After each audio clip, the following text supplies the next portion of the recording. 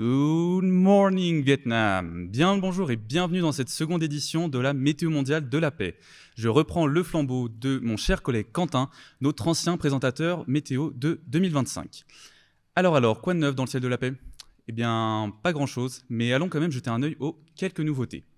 Tout d'abord, allons voir la météo du côté de notre très cher pays aux couleurs bleues, blanches et rouges. Je parle bien évidemment des États-Unis.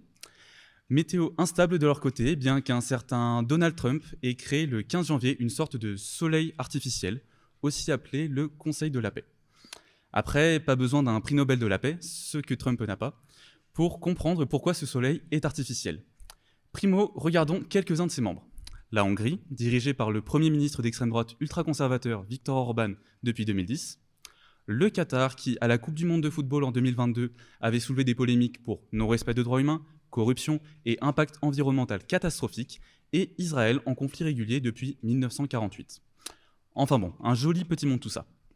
On comprend pourquoi plusieurs pays d'Europe, dont la France, ont refusé de rejoindre ce conseil. Et la raison n'est pas qu'idéologique, parce que oui, le soleil de Donald n'est pas donné, loin de là. Un ticket d'entrée à plus d'1 milliard de dollars pour être membre permanent, et encore faut-il faire partie des pays qu'il estime dignes d'y rentrer. On notera notamment le Canada, à qui l'invitation a été retirée, ou même le Danemark, détenteur du Groenland, qui n'a carrément rien reçu. Étonnamment, le Vietnam non plus, a encore un coup de Maduro depuis sa cellule. Enfin bref, le soleil artificiel de Trump est bien parti pour réchauffer l'ambiance. Ah là là, toute cette chaleur, ça nous rappellerait presque le réchauffement climatique. Ah tiens, on me dit dans l'oreillette que M. Trump voudrait intervenir. Climate change, no matter what happens, you're involved in that. No more global warming, no more global cooling. All of these predictions made by the United Nations and many others, often for bad reasons, were wrong. They were made by stupid people. Bon, eh bien, pas de changement climatique alors. Allez, assez parlé des États-Unis pour l'instant, allons voir la météo dans le reste du monde. Dans l'ensemble, c'est pas fameux. Le temps est très instable au niveau de la bande de Gaza, les violences sont continues et les éclaircies apportées par les cessez-le-feu sont souvent de courte durée.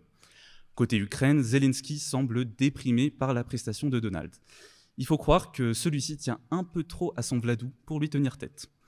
Et puis il considère Zelensky comme un dictateur et un modeste comédien. Ça me rappelle quelqu'un.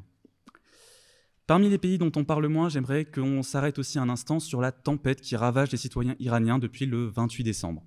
Les autorités organisent une répression sanglante contre les manifestants, dont on estime le nombre de décès à plusieurs dizaines de milliers en fonction des ONG. Rappelons que l'Iran est sous les nuages depuis de nombreuses années, aux mains d'un régime autoritaire théocratique, donc dirigé par la religion. Face à ce régime armé, on envoie beaucoup de courage à tous ces habitants qui subissent des violences. Parmi les pays qui subissent les précipitations et les orages les plus violents, on pourra parler du Myanmar, menacé par plus de 1200 groupes armés internes. Pensons aussi au Pakistan, qui est membre du Conseil de la paix, au passage. Devenu plus dangereux pour les civils depuis les dernières années, il s'est placé à la 10e place des pays les plus touchés par les conflits selon l'ACLED, une base de données qui analyse tous les conflits armés. Difficile d'entrevoir une lueur de soleil au milieu de tout ce brouillard, n'est-ce pas ?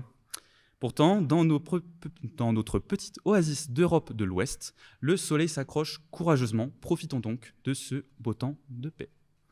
J'encourage aussi tous nos auditeurs à lutter pour la paix, pour apporter un peu de beau temps à tous les pays dont je vous ai parlé, mais aussi à tous ceux que je n'ai pas eu le temps de mentionner ici.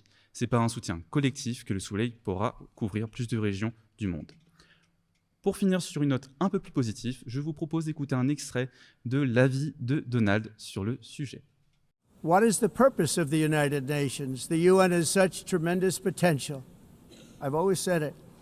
It has such tremendous, tremendous potential, but it's not even coming close to living up to that potential.